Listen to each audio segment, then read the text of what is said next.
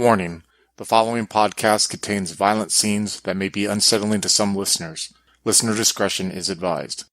In 1942, in the cold desert of a small border town in Texas, a group of Cainite are kidnapped and mass embraced by members of the fanatical sect, the Sabbat. Out of this group, only a handful survived, and through rituals and mentorship they became the pack known as the Pale Riders. Representing the Sword of Cain, they are wielded by a mentor to cut deep wounds within the heartland of Mexico to the enemies of the Sabbat. Juarez on Fire is a Vampire the Masquerade Sabbat chronicle that follows the Pale Riders pack that consists of Mitch, a Lazombra played by Adam, Coyote, a Ravenous anti-tribute played by Alex, Eldrick, a Caitiff played by David, Jasper, a Bruja anti-tribute played by Joaquin, Cora, a Shimizi played by Slavic, and Richard, a Ventrue anti-tribute played by Tillman. If you'd like to contact us, you can find us on Twitter at twin_cities_VTM or on Facebook at Twin Cities by Night. We hope you enjoy.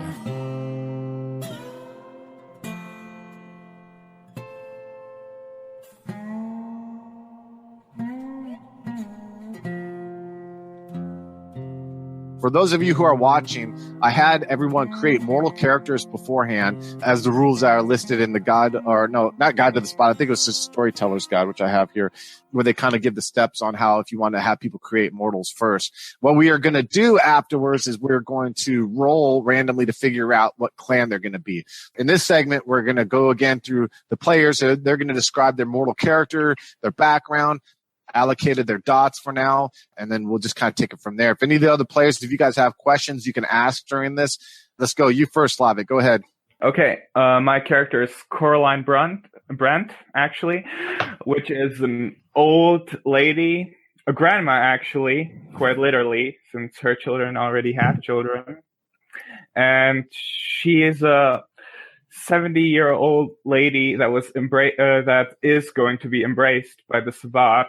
And Coraline never had an easy life, you know. She worked at ranches from ranch to ranch. Then she married one of the, people who worked there, and he was an abusive husband and a drunk. She had 3 children with him, 2 who sort of fell through the cracks and, became abusive and drunks as well. And the one, her favorite, who was nice and everything, then he actually died in the war. And we're talking about World War One because. And, I chose the nature caregiver. She sees her pack as her children, her family, and her Demeter pedagogue because she likes to teach, or she seems like a teacher or someone that wants to share her wisdom. Nice. What about your attributes and your abilities? Yep. For my attributes, the main sort of focus was physical because, she basically worked with her hands her whole life. And, from when she was 15 years old. So I took 3 in strength, 2 in dexterity because, she's older and it's not what it used to be. And 4 in stamina to sort of represent her tough demeanor. How would you describe her appearance? Meaning, is she a stout lady? Is she a frail, bent over lady? How would you describe that? I'd say about 170 centimeters tall. Oh man, we don't speak metric. Yeah. Americanize that. Material, right? Freedom units, please. I'll convert it later on. And, but she seems smaller because, she's hunched over and thanks to her hard life. And but she's fierce and she's not afraid to give anybody a piece of her mind. She grew up in Texas, am I correct? All right. Because the game takes place, for those of you who don't know, it takes place in Juarez and El Paso. So a lot of these characters are all assumed, either if they don't state it, that they're probably going to be from Texas area. Yep, I represented this through 4 points in charisma, 2 in manipulation, and 1 in appearance. For mental, which is sort of her weakest side, I suppose, I took 2 in perception because, she's an old lady. She can't see and hear all too well. 1 in intelligence because she didn't actually have any sort of schooling or things like that. She never cared about that. And 3 in wits to represent her wisdom, I suppose. Nice. Now, how about abilities? How do you got that spread about? Yeah. I took 7 in talents, where I took 1 point in athletics, brawl, and dodge, because she never had an easy life.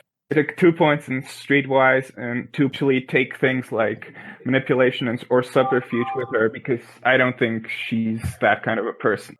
Okay, so my main abilities were skills, where I took token, 3 points in ride, which replaces drive for her, because she's obviously not going to know how to drive a car, but she knows how to ride a horse. 3 points in firearms, 1 in stealth, and 2 in survival. For the last part, knowledges, I took 1 in investigation, 1 in medicine, 2 in occult. What about the virtues? Virtues, 2 conscience, 3 self-control, 5 courage. Really impressive. Yeah, so she's basically a tough, hard-as-nails lady who had a hard life, who unfortunately just hasn't caught in a break. And growing up, would you say she grew up like in the border town along the border of Mexico and Texas, or more in Texas proper, or how? I mean, would you think that? It doesn't really matter, I suppose. You know what I mean? But she's tough either way because of that ranch life and everything like that. So I'm digging it, man. Do you guys got questions of him before we move on? Nope. Next, okay. Let's go to you, Quinn. All right, so my character is Jasper Lind, a man from New England who, I guess, sort of a professor, who is very, very fervent supporter of the whole eugenics idea, which, for those of you who don't know, it's not quite racism. It's more like basically they're cute people, and there are good traits in people that need to be bred, and some need to be excised. So basically, they're the idea that you can make better people by just making sure right people marry the right people. Yeah, I love this concept, by the way. Not that I agree with the thought, but I just like the concept of a character. But go ahead. Yeah, I don't agree with him at all. Just letting you know that I don't. Which is why. Yeah, we know. Which is why it's good fiction. My attributes thing, I sort of made him a lot more charisma rather than intelligence, because he believes in what he's saying. He just isn't the smartest person. He has 2 in all the mental traits to show that, he knows he's not a complete idiot, but he's not the brightest. All right, and what about what's his nature and demeanor? Or first, how would he look? Then describe how he looks, too. Okay, so he'd be like his late 30s, like 38, 39-ish, and he'd probably have definitely have like an early pair of glasses on, where they're with like wire, wire, whatever they're made of, for his nearsightedness from reading books by candlelight whenever the electricity went out in his dorm, in his college. And so he would look like he'd be like sort of a tall, somewhat muscled, educated-looking man. And he's originally from Boston, right? Or around that area. What about his nature and demeanor? For his nature and demeanor, I basically put 2 very similar. He's at his very nature, he's an architect, which basically means that, in accordance with his belief in the eugenics, he's going to help make the future a great place. Awesome. Even if people don't agree with him, what he says, he's going to do it and help them. So, what about your demeanor? He's a pedagogue, which basically means that he's going to go around saying, "This is what you need to know. Don't do this. Don't do that. Marry these people. Don't marry these people. Got it? Good." Sweet. And what about his attributes? How did you break those apart? You kind of explained the mental a little bit, but go ahead. I said, he's got a 2 in all mental traits to show that he's aware of some things, but just not really the smartest. But he has a 4 in charisma to show that he truly believes it, and that conviction helps sort of comes through it whenever he gives a speech. Just like you can feel it in his voice. 2 manipulation, because he doesn't really need to manipulate people, because from his point of view, it's the truth. Why wouldn't people agree with it? And he's got a 3 in appearance, because you can't really convince people you're right if you can't show them evidence. And for physical, he's got a 3 in strength, because I thought he'd probably just be so he'd be like did a bit of boxing in his college days. and a 2 Yeah, like an old school boxer they used to do, like handlebar mustaches and all that. Yeah, that's rad. And the 2 in dexterity and stamina to show that he doesn't really focus on his body all that often. Nice. And what about abilities? How did you break out your abilities? Okay, so for abilities, I did actually the biggest ones I did was in knowledge. So he has a 3 in academics and 2 in medicine to show that he learned, he went to school and all that stuff, and he knows he knows a bit of what he's talking about. Not a whole lot, but a bit. And he also has a 1 in science and law that help him like when he travels around the country giving speeches about it to help make sure that oh good, this place has destination laws. Okay, so here's help. So here the law system help back me up, and also the science to help sort of help layer his speeches with scientific terms, even if he doesn't always know what they mean. He knows just enough to be dangerous, pretty much, right? Exactly. All right, cool. So then for talents, he's actually got quite a bit. He's got a 3 in leadership, again to show he basically he's gung ho about it, and basically he's pretty good at it. He's got a 2 in alertness, 1 in brawl, 1 in dodge. To, again, show he did some boxing back in his day. He was not a completely frail scholar. 2 in expression and 2 in subterfuge, again to show that is also sort of just supplement his talking skills. Okay, and he came from the East Coast, and you made a comment about how he travels around trying to kind of like spread the word and everything like that. Is that what brought him to Texas, pretty much? Yes, exactly. Because Texas, you're very close to the border, so border regions, they need to know this stuff. They need to protect this. You need to cut out the strip before you're even born. Nice, dude. Quinn, I can already see that you're going to have a blast with this character. I can see it's like I'm kind of like getting excited with it because I can see how much like you're getting into it. It's such a different character than Katao too, where he's not all somber breeding. This guy's very like vocal and finger pointing, and you know what I mean, and like bright shiny white teeth, And all right, I like that, man. That's really cool. Do any of you guys got any questions before we move on to Adam? All right, Adam, you're on stage, sir. Tell us a little bit about your character. All right, so I will be playing Mitchell Garrett, Mitch for short. He is a salty old bastard. He was born in Canton, Ohio, joined the Army at 16, served in the Mexican Border War and in Pershing's Mexican Expedition. He also served in World War I. He retired after World War I, bought land in Texas, and became a rancher. He is just tired of life, but he's tough enough where he just is daring anything to kill him. And the Sabbat took him up on that dare. I love it. Like this is Avatar when you're saying it. I'm just looking at the Clint Eastwood picture, which is rad. So I like it. All right. What about your nature? That is why I chose it. Yeah, it works. It suits you well. So what about the nature and demeanor of Mitch? All right. His nature is actually caregiver. He was a sergeant in the military, and he took keeping his men alive very seriously. He does not want to lose people that he has authority over, and he does his best to make sure that everyone makes it through. His demeanor is curmudgeon. He's an asshole. He is a very grumpy old man. I can see a lot of interesting conversations going on with you and Slavic's character. You know what I mean?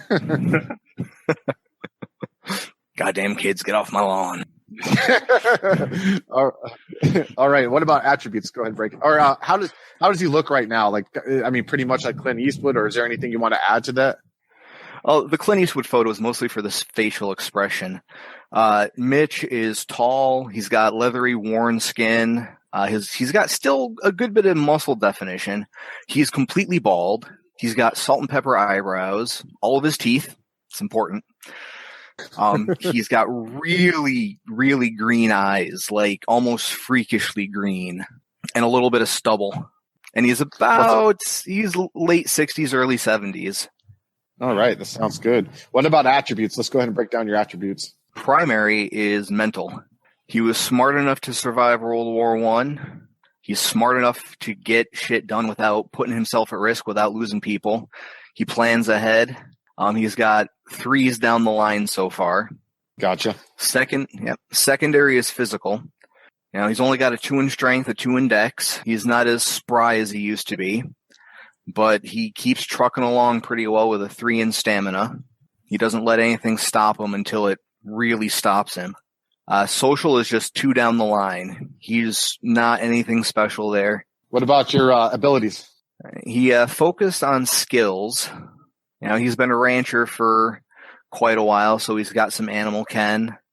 Crafts for doing basic repairs around. That's 2 in animal ken, 1 in crafts. He has 1 in drive. He learned how to drive a Jeep during World War I. Nothing special. He's not particularly fond of it, but he knows how to do it. He's got 1 in etiquette from all that time in the military. He knows how to say yes, sir, yes, ma'am. 2 in firearms. He's got to protect his herd and go hunting every now and then.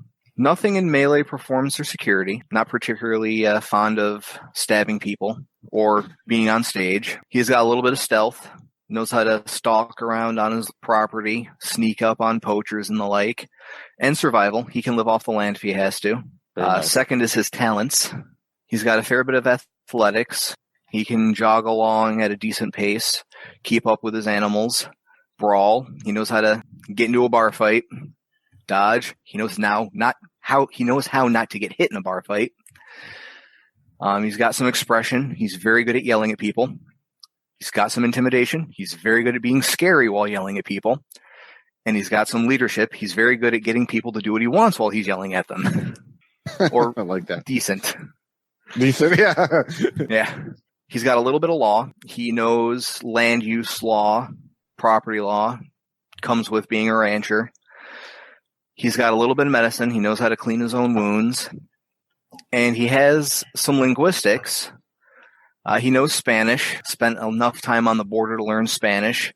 He's got Latin. He's a good Catholic boy. And I haven't defined the rest of his languages yet. And he also has 2 dots in ride. He is more familiar with a horse than he is with a car. Nothing at 3 yet. I'm going to wait for freebies to pump stuff up beyond 2. Do you think it'd be a good idea, like you guys kind of were familiar with each other before the embrace, you two, or would you rather have it where you didn't? Or, I mean, I think that could be kind of like. I think with the Sabbat, it might work because they see 2 old people on a ranch or something, and they think, oh, it'd be hilarious if we just embraced them and saw if they clawed their way out of the ground. I think it'd be particularly funny if they were like feuding neighbors. Oh yeah, that'd be great. And here's the thing too. Okay, I like that. Here's the thing too. I'll allow, like, in game, if you guys want to like have an argument about some made up shit in the past, like, you know what I mean? Like, Mitch, I remember that time you fucking blah blah blah blah blah. You guys could just get off run my land, you son bitch. Yeah. And you could be like, you old hag, I remember when you were kind of hot, or some shit like that. Like it'd be just kind of run with it there. So I like that. I'm glad we'll run with that. Okay, that's cool. Just a lot of like sick your dog shitting on my lawn. I know, like I get to see it, like, and then you guys arguing while yeah, I like it. All right, good shit. So very courageous with a lot of self-control. He knows how to face down gunfire and not freak out. Not a lot of conscience though. He's killed people, and he really doesn't let it weigh him down. I like that. I noticed I didn't bring it up with you, Quinn, because I noticed you didn't put anything in yours yet, but we can figure it out when we come back to you after the embrace. All right. So, all right. Any other questions? All right. Next, we'll move on to David. All right, David, stage is yours. All right. I am going to be playing Eldritch Hyde. He is he's born in Texas. His family is originally from Europe. His great-grandfather came to the U.S. during the gold rush and never made it to California. Settled in Texas as a Mitch just mentioned it, Adam, where they ran cattle. Oh, ranchers. So his grandfather was a rancher, and as he grew up, he didn't had no interest in ranching and ended up taking part of the fortune and moving it into the oil business. So he's kind of nice. Old Texas oil money. Yeah, completely moved away from the family business of cattle running and whatnot. Got into oil, and then during World War I, he set that aside to go over and serve during World War I. So he was a colonel during World War I, fought along the Maginot Line and in the Battle of the Somme. Came back quite different than the person he left as. And as he started to get older, much older, because at this point in time he's now 68 years old, started to be afflicted with cancer. And through a fear of giving up and dying, he started researching in the occult just to find anything to prolong his own life. And that's what the Sabbat didn't find him. He found the Sabbat. And a hope to extend his own life, looked into the occult and ended up finding the Cainites. Only when he got embraced, it definitely did not meet his expectations. So he had his own image of what immortality would be like, and being a Sabbat is definitely not what he was looking for. So he got what he wanted, but he didn't.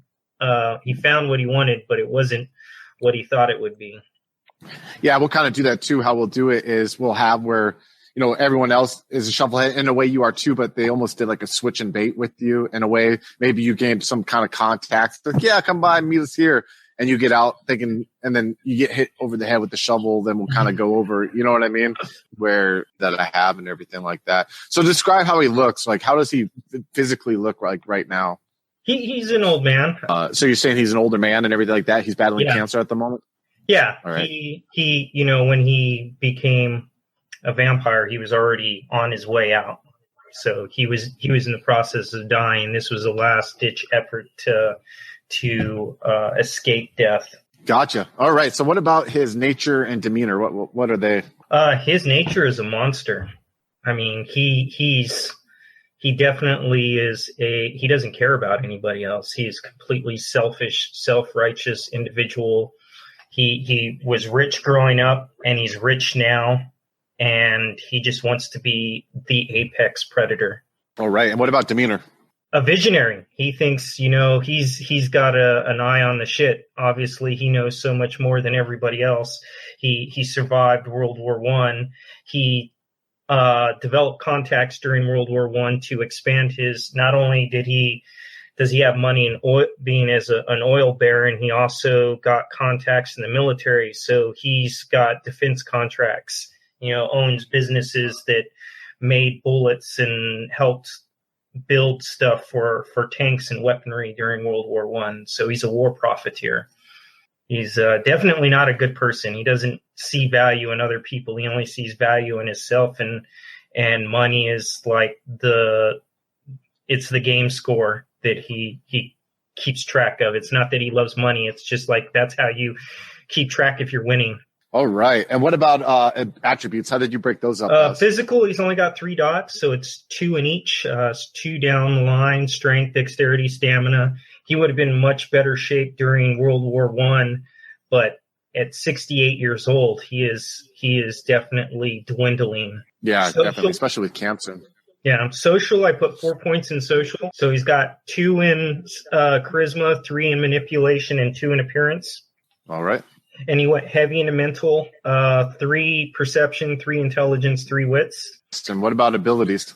Talents, I put 4 points in talents. So it's 2 points in intimidation and 2 points in leadership. So he has leadership skill from leading men during World War I, and intimidation for getting what he wants.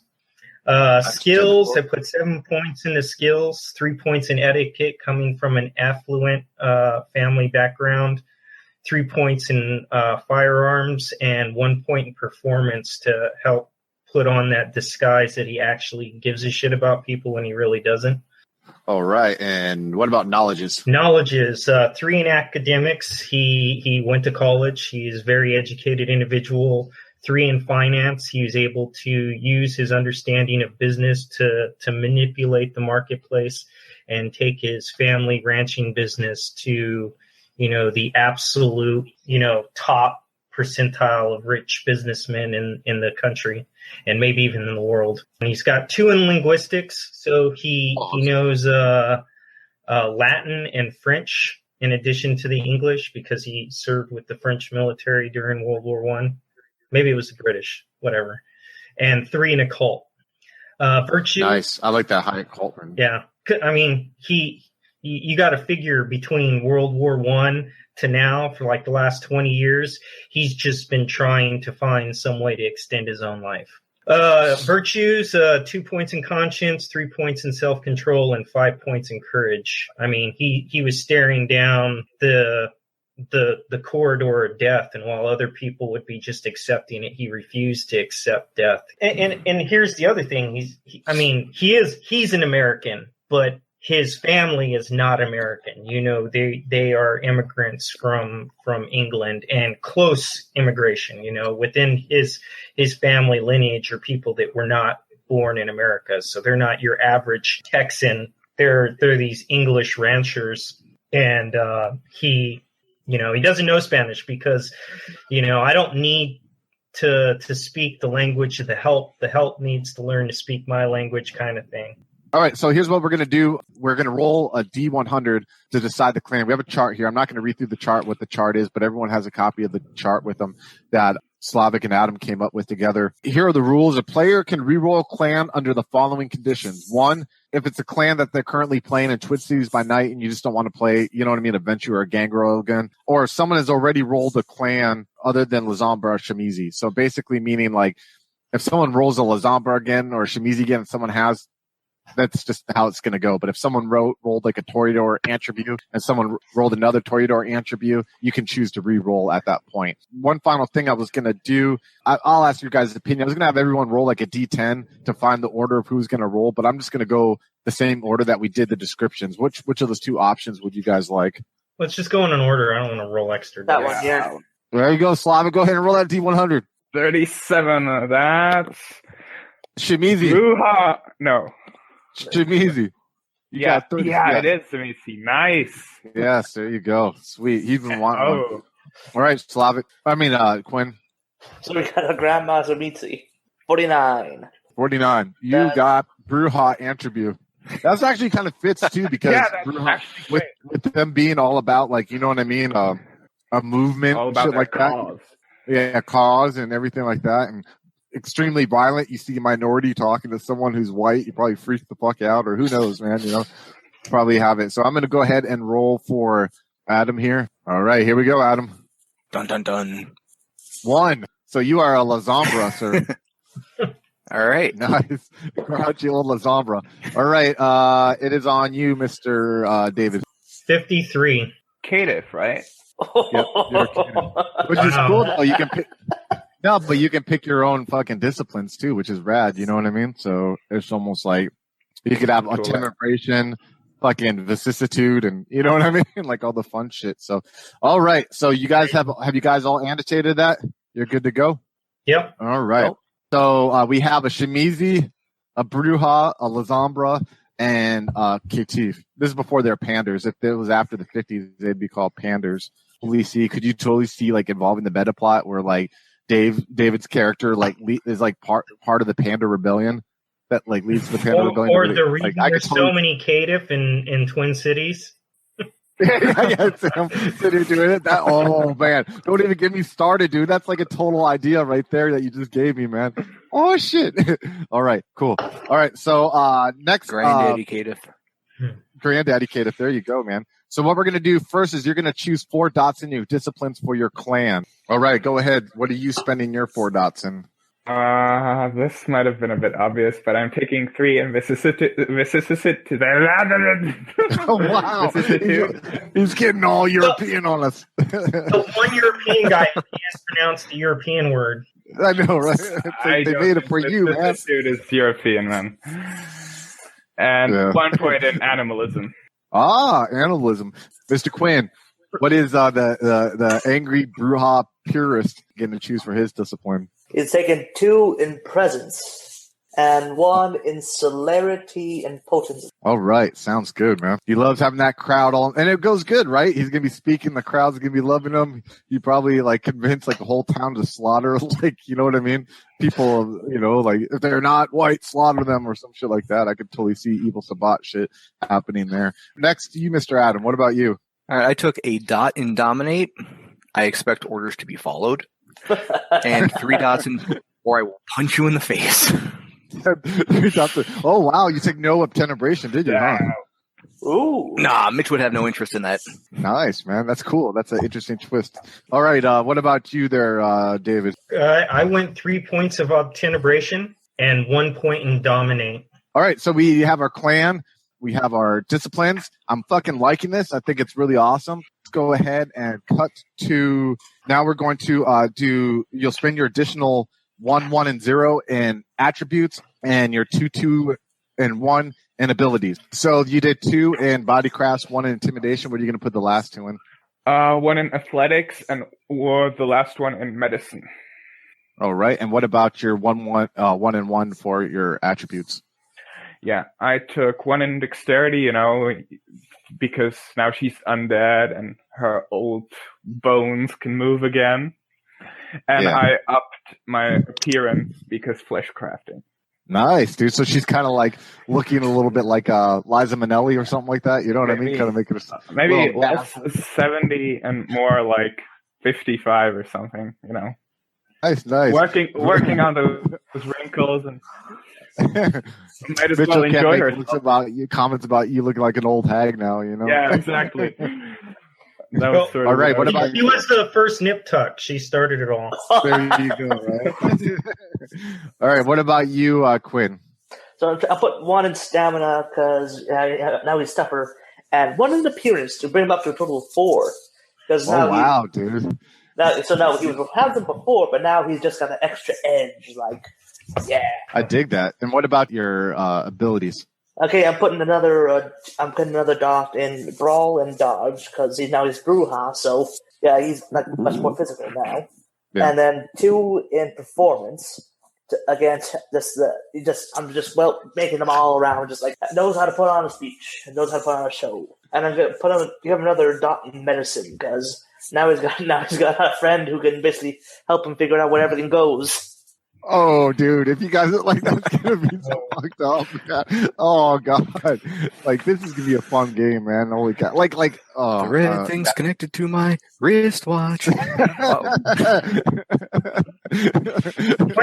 eugenics is like the perfection of the species, right? Something exactly. Oh, okay. Yeah. Jesus Christ, this is gonna be dark. We're gonna have to have like some kind of warning, Like, oh God, it's gonna challenge me as a storyteller. All right. It's a bot. It's a bot. I know. But I'm kind of like I'm a little intimidated by it, but it's gonna be fun.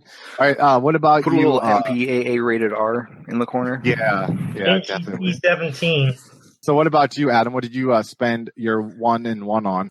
All right. I bumped intelligence up to 4. He is old. He is sharp. He's very sharp. Okay. And I bumped strength up to 3. All right. Gotcha. Now that he doesn't have all that decrepitude coiling around his joints. I can arm wrestle again. Now those kids are going to get off your lawn. God damn it. Yes, they are. Well, what about their horse, too. What about your abilities? The 2, 2, and 1. I dropped another dot into firearms. He's still a fairly good shot. Okay. And another dot into survival. Nice. Being a rancher, he spent a lot of time camping. Okay. Bumped brawl up by 1. Now that he can punch things effectively again, he's gotten more practice at that. And bumped intimidation up by 1 as well. Nice. And then I also bumped linguistics up by 1.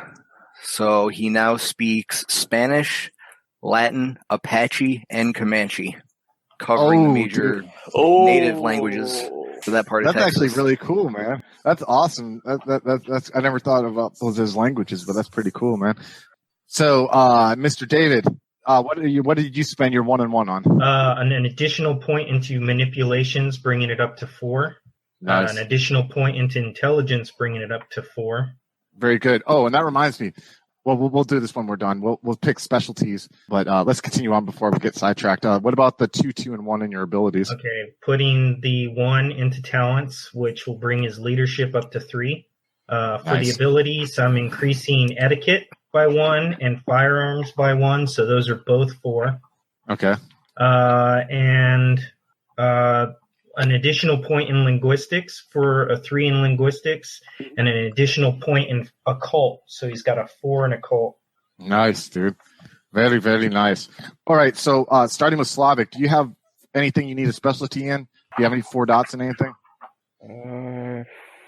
Not in any abilities, no. What about attributes? charisma and stamina. All right, you can get specialties in those. So let's go ahead and what do you say, charisma and stamina? So for stamina, you can choose tireless, determined, tough as nails, resolute, or anything that if you have a good idea of one. Tough as nails. Tough as nails. All right, cool. All right, and then for your charisma, make sure you write that down because I'm gonna have you guys send me a copy of your sheet when you're done, because there's no way I could have been writing all this shit down. For charisma, you can choose smooth talker, genteel, urbane, witty, elegant speaker, or graceful, or one that you can think of if you can think of something. I'll think of something, I think. Okay. Yeah. If you, we'll come back to you before we move to the next section. If you can't, then we could do it, you know what I mean, after. Yeah. All right. Do you have a 4 in anything, Quinn, that you need a specialty for? Yep, I have a 4 in charisma and appearance. So for charisma, again, smooth talker, genteel, urbane, witty, elegant speaker, graceful, or one you could think of. Smooth talker. Smooth talker. All right. And Mitchell, what do you got? A 4 in Mr. Adam. Oh, I've got a 4 in intelligence. All right. Let's see here. You already got one of mine? Yep, analytical. All right. I like that. Cool beans. How about any of your abilities? You got 4 in anything? Nope, the highest is a 3. All right. Next, we'll go to you, David. What abilities do you have 4s in? Manipulation, and he's going to be persuasive. All right. I like that. 4 in intelligence, so he's going to have book knowledge. Okay. Abilities. Abilities are going to be etiquette, which is going to be business. Okay. Firearms. I think I'm going to do gunsmithing. Oh, nice, dude. So you'll be building some badass guns for the pack. Awesome. If he's as a defense contractor, maybe he comes up with ideals for new innovations for weapons to sell to the governments. He's like a fucked up evil Tony Stark. Yeah, he's gonna sell the U.S. government the AR-15 during the Vietnam War, and it's going to jam on everybody. He's going to be we're going to give him this overly complex rifle and take it into the jungle. Bullets ricochet on rubber trees. Whoa. All right. Army joke. Right, so yeah, I know. I apologize, folks. So for the one last next one, got a cult. Oh yeah. What's yours in the cult? Kindred Lore. There you go. Nice. I think you and the pack priest are going to have some good talks with each other. You know what I mean? All right. So now I'm going to read off the next step. I'm going to read how I wrote it down here. So the players, for step 13, the players can choose to spend their 15 freebie points minus any backgrounds other than generation. I will allow resources though for you, Dave, for your character. We talked about that. If you want to spend background to get the 50 freebie points to get the background or resources, just because we talked about the concept there. The pack priest can spend points on rituals background and the guide to the Sabbat. Merits and flaws are chosen. I allow only 7 to be spent or taken either way. No unboundable, obviously, because of the Valdery roll. Any revised or second edition book that has merit and flaws you can use. I ask if you guys, while you're doing this, if you got a pen or paper or something to write down, what, like I spent this, I got this, I spent this, to make it easy to read off by the time we're doing it. I spent 3 freebie points into willpower, bring me up to 7 total. And so then I bought 2 points in athletics, 2 dots in athletics, so that's 4. And another dot in drive, bring me up to 2. Another dot in etiquette, and 2 in firearms. Very nice. All right, good sir. Any merits or flaws or no? Nah. All right, cool. All right, what about you, Adam? All right. I put 4 points into willpower, bringing it up to 9. I put 2 into courage. I put 2 points into courage, bringing that up to 5. Then 4 into willpower, bringing that up to 9. I put an extra dot into intimidation, an extra dot into leadership, and then 5 dots into generation. All right. No merits or flaws? No merits or flaws. All right. What about you, Dave? Okay. I spent 5 points in resources, 1 point into retainers. All right. 5 points into generation. Very nice. 5 points into willpower, bringing him up to a total of 10 willpower. Then I spent 3 merit points into iron will. And then to level it out, because that would take me above 15 points, I did a permanent wound, which is -3. That's a 3-point flaw. and put 1 point flaw into nightmares. Nice. So your permanent wound's going to be your cancer? Yeah. So And what does that do? That takes away... What it does is I wake up every day at wounded. So that's like 4 points of physical damage. God damn. So if I heal myself that day, I go to sleep completely with full health. When I wake up the next day, I'm automatically wounded. And so it always takes me down to those 4 points, that level of injury. Damn. So that balances out that willpower very, you know what I mean? Like, it's like, yeah, you may have a high willpower, but right away you're fucking out. Constantly at pain, you know? So Slavic, what about you? Okay, so I took 2 points in willpower to up me up to 7.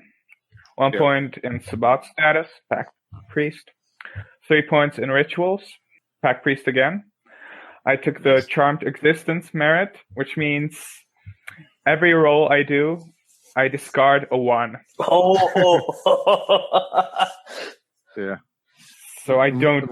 Hopefully, I won't botch as much as in Twin Cities. There'll be no databases in 1942. Don't worry, man. But go ahead. Then I took the lunacy flaw, which means as the moon goes towards the full moon, my chance to frenzy increases. Nice, a frenzy grandmother. Then I took bodycraft, another point, 2 points into generation, and another point in brawl. That's it. Very good. Glad that we got that all out of the way. So here's what we're going to do now, guys. You guys, where you're keeping notes for your character, we're going to do the Baldery roll now. So Slavic, what we're going to do is we're going to have you write every character. You're going to add a line for Alex because we're going to do his character creation later. I already have it written down. Okay. All right, cool. So go ahead and roll for the first one. Who's the first one on your list? Jasper. Yay! All right, roll for Jasper. 1d10. Oh, he's my total bro. Yes. Holy shit. Oh, this is demented, dude. So a 10 just for you guys. You guys don't know. It says here the effect, you will readily give your life or take the life of another for this individual. All right. We're going to be doing experiments. Yeah. Who's next? Mitch. All right. 7. Which gives me a 7. So that's 8. So 8 is you will gladly offer resources or influence assistance to this individual. Pretty good friendship, obviously, above average. All right. Next is Eldritch. Eldritch. Right? Eldritch. Yeah, Eldritch. 6. 6. That's still good. You feel strongly for the individual and help him, even if it inconveniences you. You will gladly fight for the individual. All right, now roll one for Coyote, temporarily named Coyote. I don't know if that's going to be him or not. Coyote, be better because that's what I put in the fucking intro. I know, right? Yeah, well, fuck him.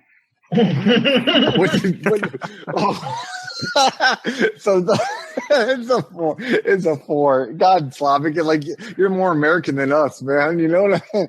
So you will aid the individual as long as it doesn't involve risk of anything out of your way. All right, your turn, Quinn. Who are you rolling for first? Okay, so first I'm rolling for Eldritch. Eldritch, all right. The 3. That's a 4. 3, so 4. You will aid the individual as long as it doesn't involve risk or anything out of your way. All right, who are you rolling for next?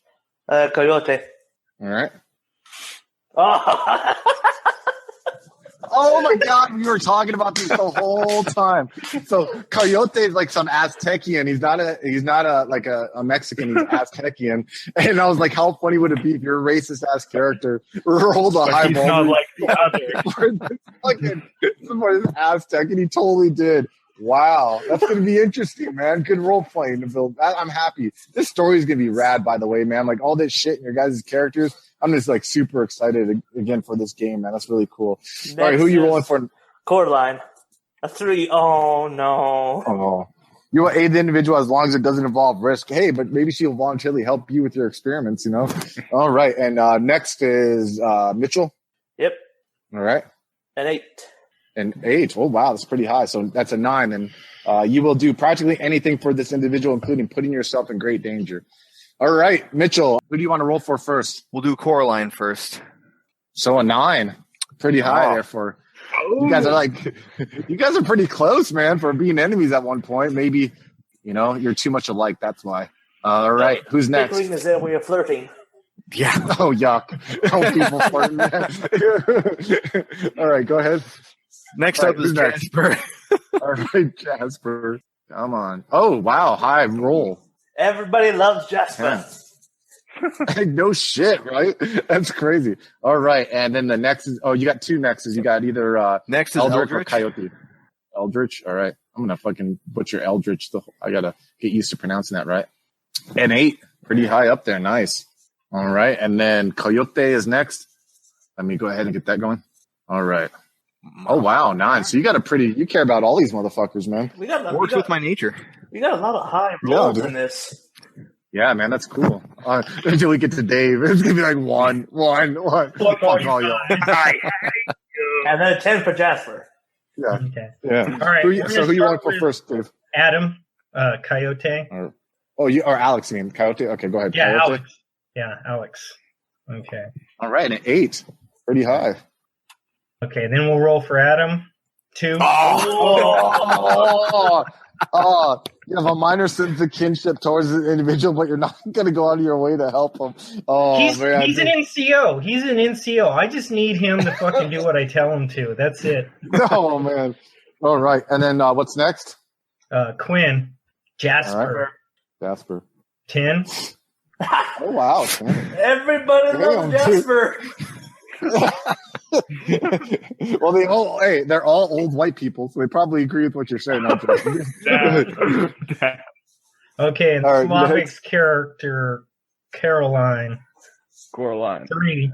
Coraline. 3. All right, so just so you guys to know, whenever the pack priest wants you guys to do the Baldery again, we'd re-roll these again. You know what I mean? So it's like you're not stuck with feeling this way, or you know what I mean? It's just not re-rolling. It's a bit more complicated. Oh, is it? Okay. Well, I'll let Slavic You roll a explain. I think you roll a d10, and if you roll higher or the number you have, it gets higher, the rating. Oh, it doesn't. But if you roll a 1, okay, it gets one step lower.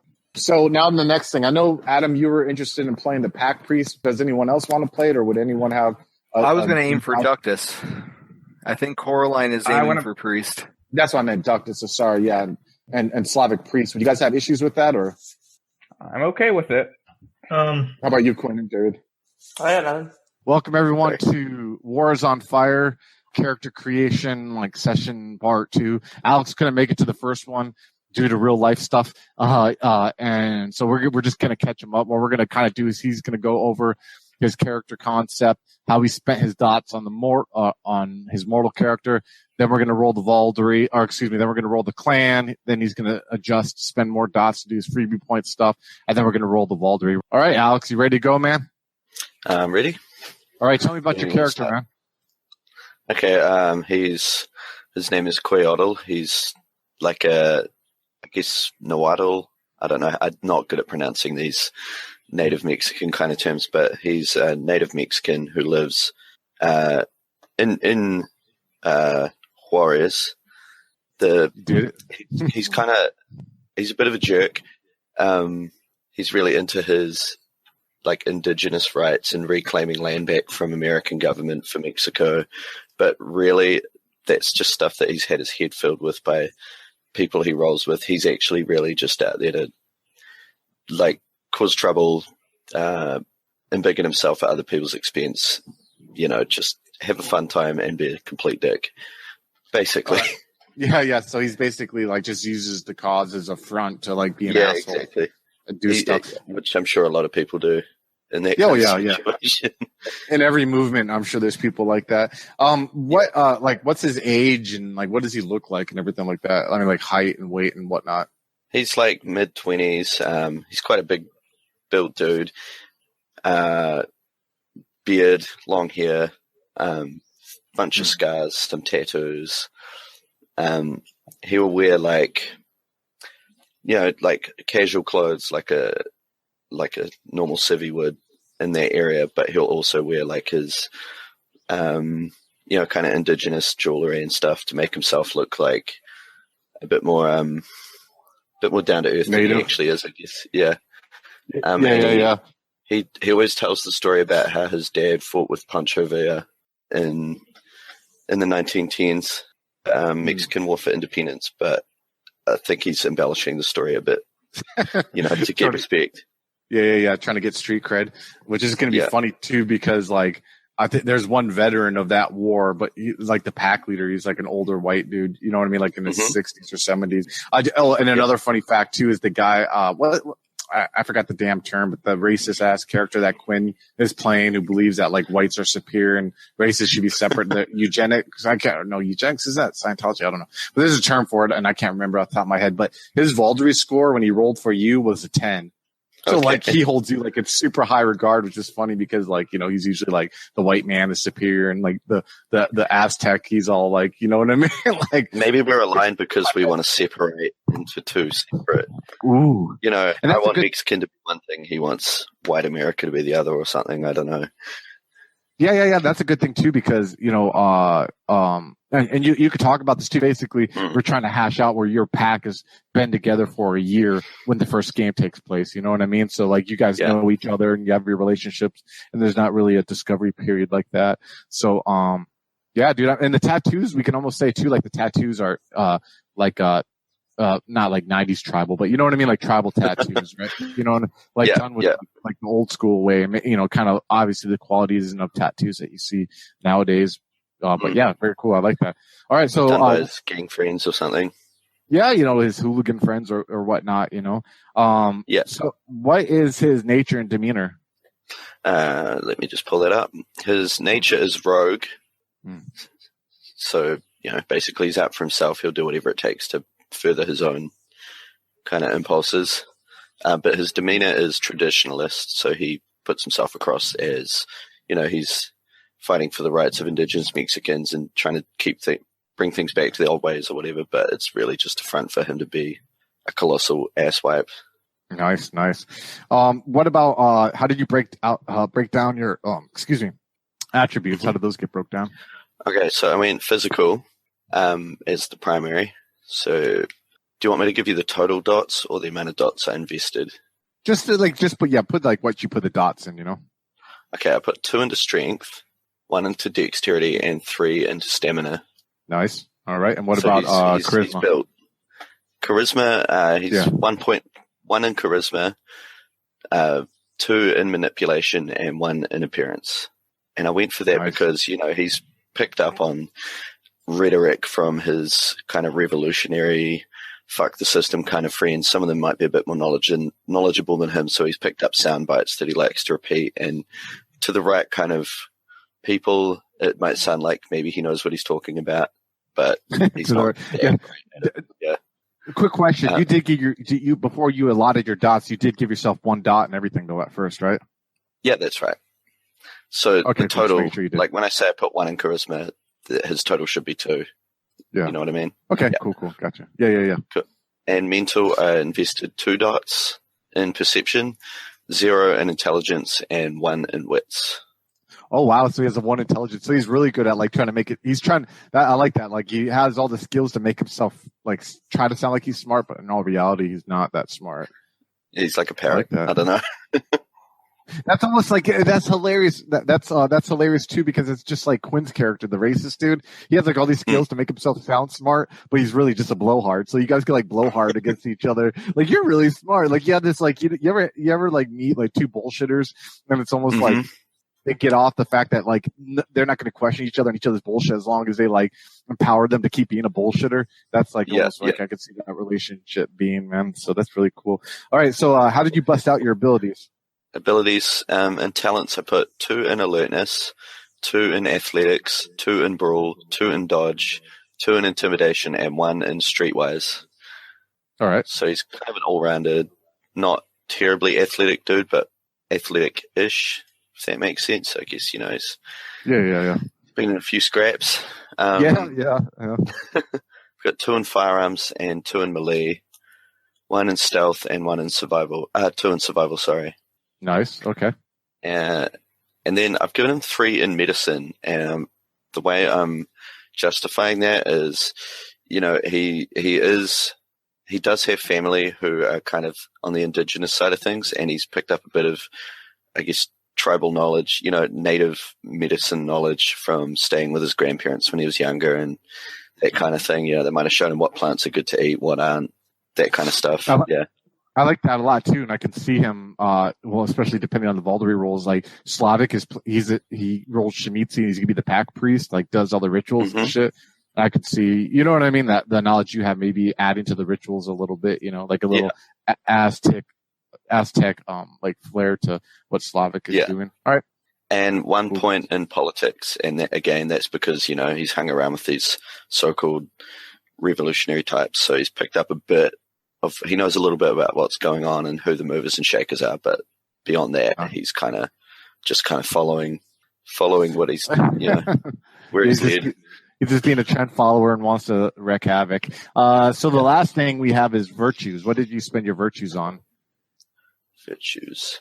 Like I didn't actually touch those yet because in the pre-write-up thing that you posted, it said we'd work that out, so I didn't actually touch that yet. So we could do that now. Yeah, if you want to do it now, because you didn't do backgrounds, right? Because there's no backgrounds in the Sabbat game until you spend, and we'll talk about that when we get to there. But yeah, you can do that now. Just give yourself 1 dot in each, the conscious, self-control, courage, and then you could spend a total of 7. Now, where it says conscience and conviction, can I make that conviction? No, No, what's going to happen?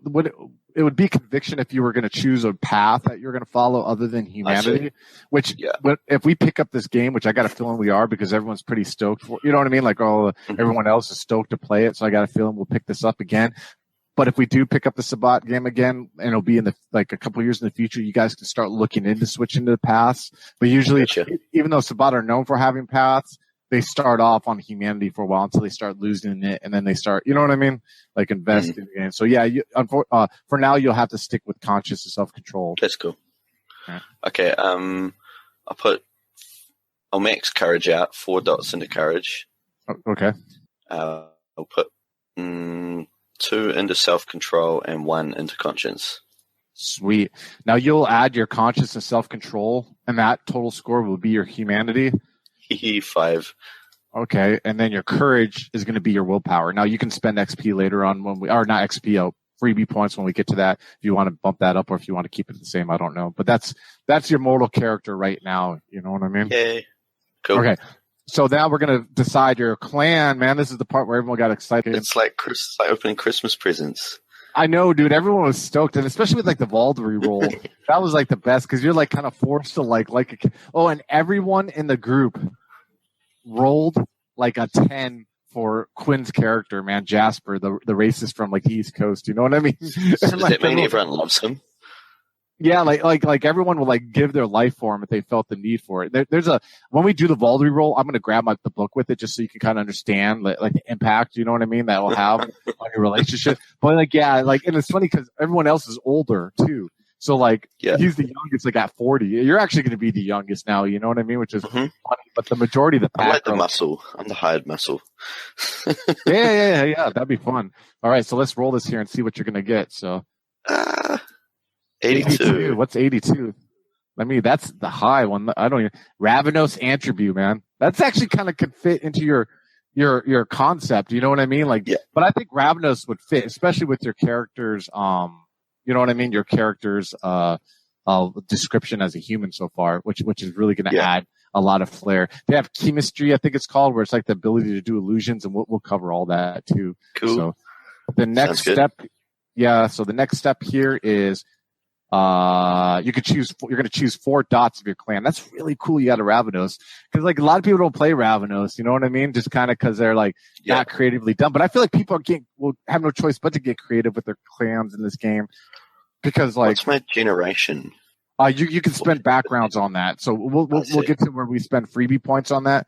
But for now, what you're going to choose, the reason I'm having you pick your disciplines first is because you got, some disciplines require certain roles. And I want you to choose your disciplines. And then, if you have to bump stats up to make it to where you're better at them, you can spend freebie points on doing that. Does that make sense? Gotcha. Put 2 points into chemistry, drop 2 into fortitude, and just ignore animalism for now.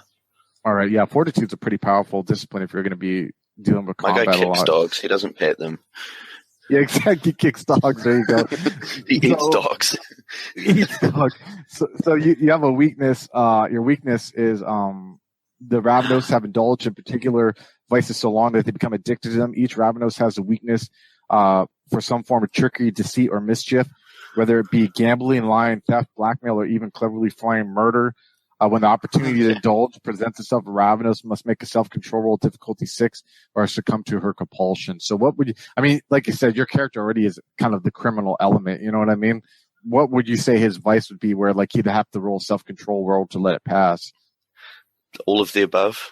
I know, right? Think of one specific one though. What one really like, you know what I mean? Like, let's think. Maybe like he hates people from the US government, anybody like the police force, anybody that works for the US in an official capacity, he sees it as his duty to deal with them. Would that qualify? Yeah, that's a little specific, but would you say like basically like murder? Yeah, like he like murder murder of authority. He likes the murder of authority, right? Yeah, like anyone in authority. We'll just say murder in general. Like if someone needs to be murdered, he likes. Nice. He likes murder. Nice. He's just got a dark guy. I like it, man. All right, cool. So, all right, so now you're gonna spend an extra 1, 1, and 0 in your attributes. I'll let you think about it for a while. You can just let me know once you're done what you spent it on. 1, 1, and 0. Yep. Okay. Let's go an extra point into strength. Okay. Maybe I should put a point in intelligence. Nah, he can be dumb. I'll give him an extra point in wits. Nice. All right, cool. That sounds good. He can look after himself. So then I'm going to give you, now you have a 2, 2, and 1. You can spend in attributes, and abilities. Now, look, obviously you don't have to roll anything for fortitude. That's just, you know what I mean? But I don't know if there's anything you need for chemistry to be good at it. One looks like you just have to spend willpower and a blood. So it doesn't require any rolls for chemistry, dude. Fantastic. Nice, dude. So, so you got 2, 2, and 1 for abilities. Just let me know once you decide what you want to spend it on. Sure. Okay, we'll go 1 in intimidation. Okay. 1 in brawl. All right. So 2 into talents. I'll put another one into firearms and another one into melee. Nice, man. This guy's just going to be a tank. It's cool because there's really no tank in the group. I mean, the pack leader is kind of a tank, but he's like a grumpy old man. You're going to watch it, by the way. You're going to watch that character creation session, and you're going to be cracking the fuck up. It's hilarious, dude. How these characters are. You guys are going to gel so well. You're already fitting into it. You know what I mean? It's going to be kind of crazy. And then so 1 point left in knowledges, and I'm going to put it in linguistics because that allows me to know 2 languages, right? Yeah, so what are you going to know? Spanish and English.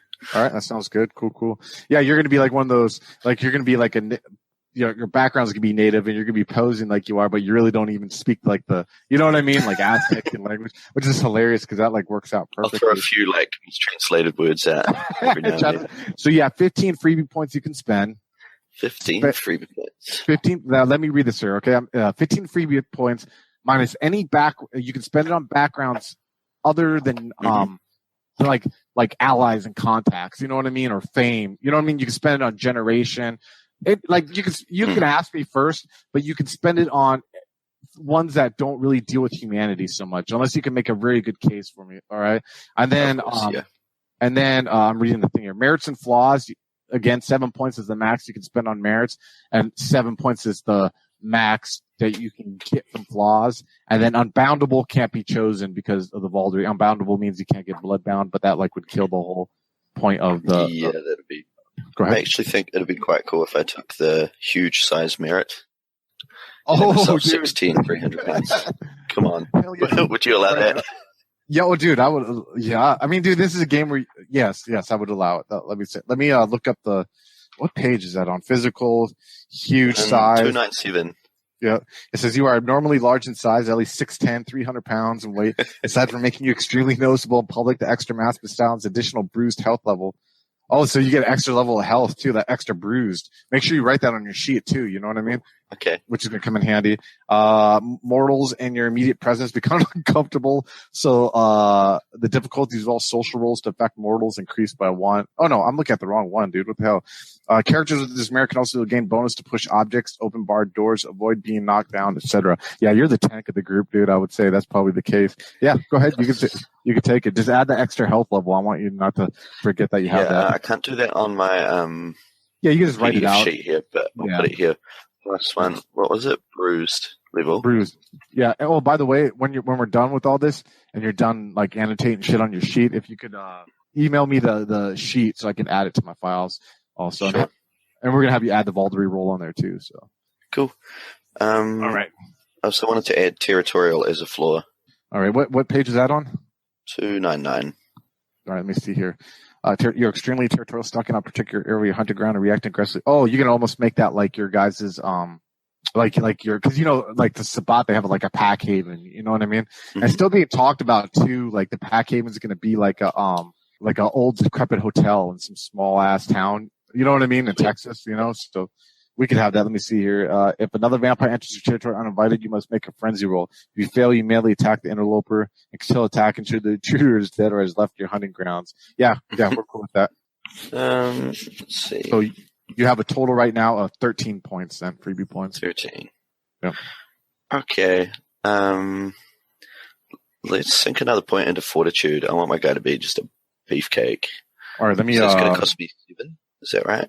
I think so. I had it open here. Let me pull it back up here real quick. Sorry. I changed pages when we were. Give me a second here. It will cost, another 7. So you're down to 5, right? Or 6 right now. 6. I'm going to attribute. Chuck one into dexterity. All right, cool. So then you have 1 freebie point left right now. And I'll use that to increase my willpower. All right, cool. Sweet. Cool. So your generation is going to be 13th, or is it 12th? That's right. Yeah. I think it's 13th, right? Yeah, we'll go with that. Yeah, let me look Sire, at that. question mark. Yeah. You guys don't know your sire. You guys are like, yeah, Just had, sire, like, what's a blood sire? khaki over us. Yeah, dude, it's pretty, it was pretty much like that. All right, so let's do the Valkyrie roll right now. Sweet. Mm-hmm. So what we're going to do is I'm going to have you name who you want me to roll first for. All right, so you're going to roll for Quinn Jasper, the East Coast racist dude. Let's go ahead and roll here. So you got a 4 for him, which means you will aid the individual as long as it doesn't involve risk or anything out of your way. Okay. Let's do... I always get I just call David Jonathan now. Let's do Jonathan. Oh, yeah. He is Jonathan. Oh, what was his? I know, he is Jonathan. 3. Wow. So you are loyal to the individual as long as the loyalty doesn't interfere with your own designs. Okay. You're a pretty selfish dude so far, man. All right. And right. who are you going to roll next? Let's do Slavic. All right. So you're going to do Cora, the Shemizi granny Sabbat priest, dude. 7. So that is, you may put yourself at moderate risk or harm for the individual, and depending on your code of ethics, may kill for him. So you'll kill for. Yeah. I like Greenie. All right. So the next one is going to be for Mitchell. Then that's the last one. He's the pack leader, the Ductus. All right. Let's go ahead and roll this. 1. 8. Nice. So you will gladly offer resources or influential assistance to this individual. So of all of them, you respect the pack leader the most, the Ductus. So that's really good, man. That worked out. Dude. Cool. Oh, hello again, folks. I'd like to tell you about the Facebook group we run called White Wolf and Onyx Path RPGs, Gameplay and Media. Have you ever wished you could have an easy way to find gameplay videos and podcasts, or just media in general that deals with your favorite White Wolf role-playing games? Or have you ever wished you could find a forum to share gameplay that you have recorded? One that won't be drowned out by random posts and discussions, so that your media could get the attention you deserve. The group is specifically run with the sole intent of it being a one-stop shop for people to view or share media involving the games we all love. We take thorough steps to ensure the page does not become cluttered and is easy to traverse. The group is already immense and continuing to rapidly grow, with new media being shared every day. Stop on by. We hope to see you there.